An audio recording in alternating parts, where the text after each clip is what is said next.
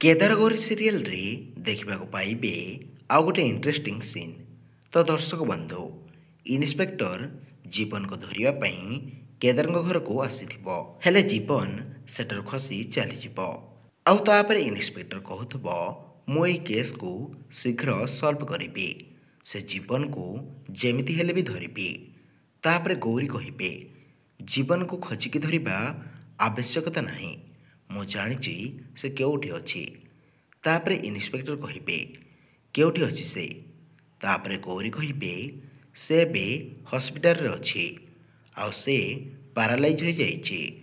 ଆଉ ଏକଥା ଶୁଣି ମାଧବୀ ଆଉ ବିକ୍ରାନ୍ତ ଆଶ୍ଚର୍ଯ୍ୟ ହୋଇଯିବେ। ତାପରେ ସ୍ୱପ୍ନା କହିବେ, ଏଇ କିଛି ସମୟ ପୂର୍ବରୁ ତ ସେ ଏଇଠି ବସିଥିଲା, ମୁଁ ତାକୁ ଜୁସ୍ ଆଣିକି ଦେଲି, ସିଏ ପିଇଲା। ତାପରେ ଇନ୍ସପେକ୍ଟର କହିବେ, ଆଚ୍ଛା, ତୁମେ ନିଜେ ଜୁସ୍ ବନେଇକି ଦେଇଥିଲ? ତାପରେ ସ୍ୱପ୍ନା କହିବେ, ନା, ସାନମା ବନେଇକି ଦେଇଥିଲେ।